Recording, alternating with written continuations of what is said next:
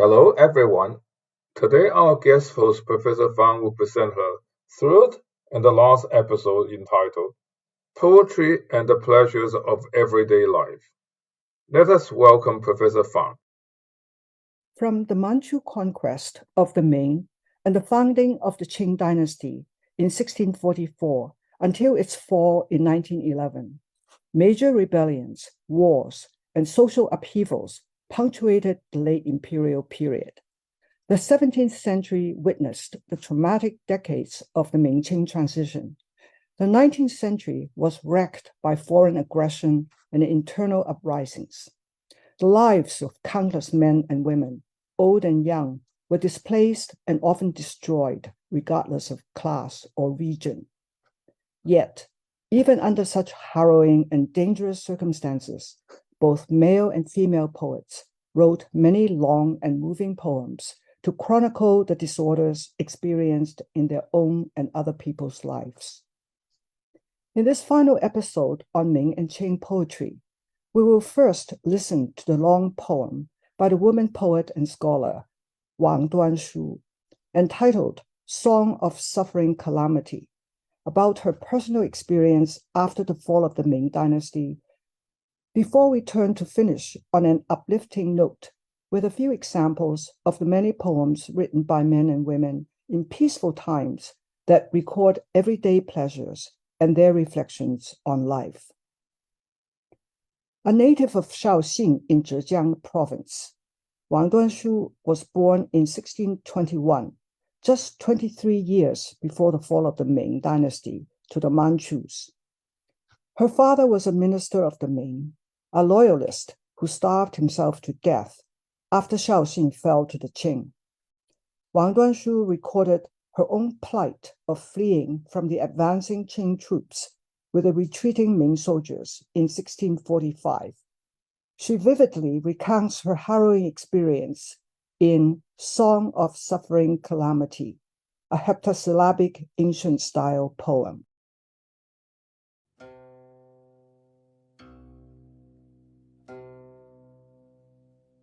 Song of Suffering Calamity.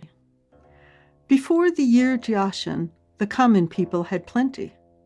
I remember I lived among groves of brocade flowers. Orioles twittered by the curtains as the sun rose high. Slow to get up and dress, I lingered in the scented bed. Once soldiers and horses crossed Xiling, books and histories were scattered, and thousands of gold pieces given up. My hair unkempt and wearing plain clothes, I missed the chance to follow my elder cousin to the country village. The army orders in Wuning were extremely strict. Soldiers were not permitted to stay the night in civilian houses. At this time, my heart was full of a myriad worries. The river wind blew in my face, yet I dared not cry. At midnight, the tide rose at lightning speed. Calling my boy, who would not rouse, the situation was pressing. Spending the night on the beach, water lapped our bodies. Sleeves of light gauze soaked through in layers. Hearing the order, we marched with the troops again. Cold dew reached our bodies before the cock crowed. From here on, we followed along without stopping. When the horses neighed, we thought it was the bugle sound. Perspiration poured while tears flowed like blood. Heaven put us in a terrible strait. Rivers and bridges have come to an end. How could I take these circumstances in my sickly state? My shoe heels were ripped from treading. My skin was cracked. In Dingsai, waves roared with huge thunderclaps. Clinging to life, at this point my hopes had turned to ashes. Thinking that my parents were still alive, I burned with worry. Willing to taste the sharp blade, braving death, I made my way back. At every step, my heart beat with fear. The sky was turning to dusk. Our derelict boat, by mistake, went to the Zhong family crossing. Robbed of our travel money, we did not have enough to eat. In sobbing wind and weeping rain, I felt depressed by the road ahead, though secretly glad that we returned alive from the barricade. Blushing with shame, where could I put my humiliated face? The walls covered with creepers, the gate half open. My sister had gone to become a nun. My father was dead. From now on, feelings will be distant between the dearest of kin. For the time being, I will dwell to the east of the pond. Luckily, I still have the odes and history to enhance my humble hut. Out of the way, I don't seek the carriages of the eminent. At dawn, pear blossom rain splashes my secluded window. At dusk, I borrow fragments of stars to mend the broken tiles. Occasionally, I hear the sound of a wild goose descending from the clouds. I feel saddened by its sorrowful cries, so like my own. The poem opens with a picture in the poet's memory of the peaceful life of luxury before the Manchu conquest, surrounded by feminine images such as brocade flowers, curtains, and scented bed. The female persona is ensconced in the inner quarters, the proper spatial location for women. This dreamlike life of comfort is rudely disrupted by the imminent arrival of invading troops. The remainder of the poem turns to a narration of the poet's arduous flight from the Manchus, her equally harrowing journey home, and the state of devastation she discovers on her return. Along with her young son and other kin and townspeople, Wang Duanshu was thrown onto the open road as a fugitive. She describes their nightmarish march to Dinghai, sleeping in the open and on wet beaches along the way. The image of her shoes with heels ripped from trudging poignantly reminds the reader of the difficulty of the march for women with bound feet. Wang Duanshu probably made her way home sometime in 1646. However, when she arrives back, she learns that her elder sister has left home to become a nun, and her father, the loyalist scholar Wang Siren, has committed suicide. Near the end of the poem, even amid her shattered life, as a learned gentry woman, Wang Duanshu is able to find consolation and hope in the remains of Chinese culture, signified by the Confucian canons, the Book of Poetry, and the Shangshu, classic of history, that have survived the ravages of war and foreign invasion. The experience of loss and dislocation was so complex and traumatic that, for those who had the means and skill, writing must have served as a therapeutic means of regaining some sense of control, order, and personal dignity. The poetic form itself provided the formal regularity of structure, rhyme, and rhythm, into which literate victims of war and violence were able to channel their anguish and seek to manage their trauma. Poetry as a cultural force indeed pervaded the everyday life of literate women and men in the Ming and Qing. This is amply reflected in the large repertory of poems on the pleasures of everyday life we find in poetry collections from this period, which offer an uplifting contrast to the poems recording experiences of violence and disorder examined previously. This concludes, then, with two poems by women at different ends of the life course that afford some insight into this ubiquitous dimension of Chinese poetic discourse.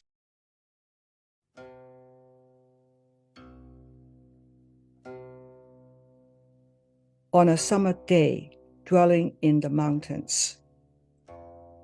The hills are quiet, just right for hot weather. Wind through the pines enters into clear dreams. Rain colors fly across precipitous cliffs. On ancient trees sob the sound of cicadas. Stitching embroidery has been my lesson in recent years, watching clouds, sentiments beyond phenomena. If one does not know what the dusty world is far away, in vain one will try to prove no rebirth.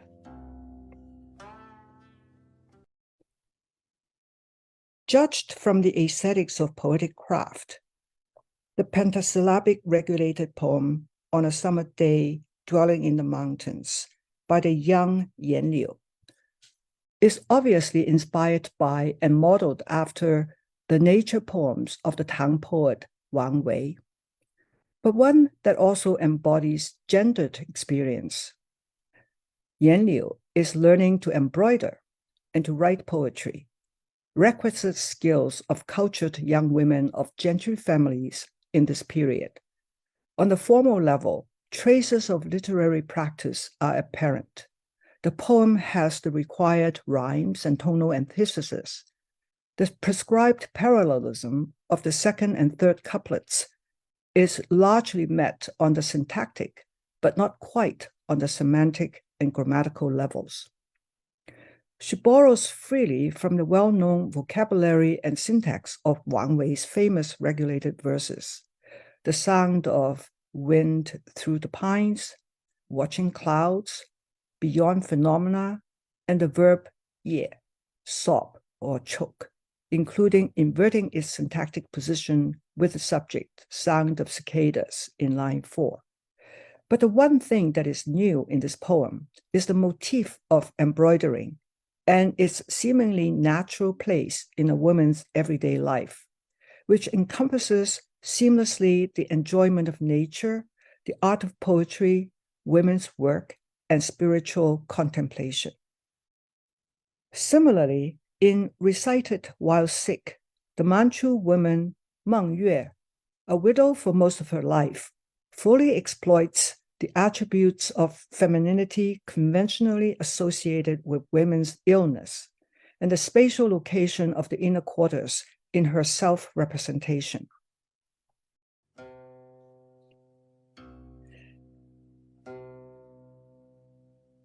Recited While Sick. Not aware that my fingers have turned slim, I find the dust heavy. Surprised by the rope's length, I didn't realize that my shoulders had grown thin. With empty mind, I quietly chew over the flavor of the odes and history. In the silent room, I frequently smell the fragrance of ink. Since ancient times, the zither strings have emitted unusual sounds. So many wild phrases when I put the brush to write pure poetry. From the flavor experienced in illness, I attain true inspiration. I savor slowly the hidden leisure beyond things.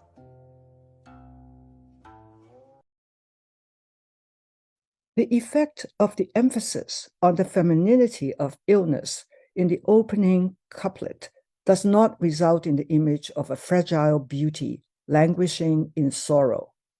Instead, the persona turns to chew over the meaning of the book of poetry and classic of history, with a mind free from mundane cares in a quiet environment. Her mind intellect is rendered sensually as taste. She chews the classics, is inspired by the flavor of illness, and savors hidden leisure. Her intellectual discernment, rendered through the metaphor of taste, almost fuses with her sense of smell and motion when she writes uninhibited poems with fragrant ink. She claims that these wild lines of poetry are akin to extraordinary music on the ancient instrument, and concludes that it is through illness that she has reached inspiration and spiritual transcendence. The hidden leisure beyond things. This attitude takes her beyond a mundane experience of illness to a spiritual dimension in everyday existence. Such is the transformational power of poetry. Let us thank Professor Fang for such a stimulating talk. This talk concludes her topic on Ming-Qing poetry. To learn more about this topic from Professor Fang, you may read her chapter on Ming-Qing poetry in How to Read Chinese Poetry, a Guided Anthology. Thank you. I hope you enjoyed the talk. Let's relax and listen to a reading of the poems in Mandarin. 苦难行，甲申以前民树丰，一夕犹在花锦丛。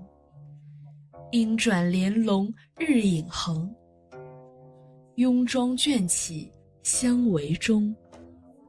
一字西陵渡兵马，书史飘零千金舍。既病蓬松轻肃伤，无竹宗兄走村也。武宁军令甚严肃，步兵不许民加速。此计于心万湖愁，江风阔面焉敢哭。半夜江潮若电入，忽而不醒事偏急。宿在沙滩水极深，轻纱衣袂层层湿。听传军令数队行，冷露薄身机未明。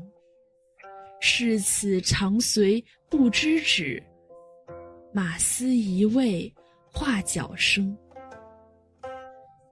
汉下成斑泪成雪，苍天困人凉何节。病至何堪受此情，鞋跟踏战肌肤裂。定海波涛轰巨雷，贪生至此念已灰。私心犹在心似焚，故参锋刃冒死回。步步心惊天将暮，百舟错打江家渡。行资欲竭时不敷，凄风泣雨悲前路。暗息生从关上归，抱辇休言何所以。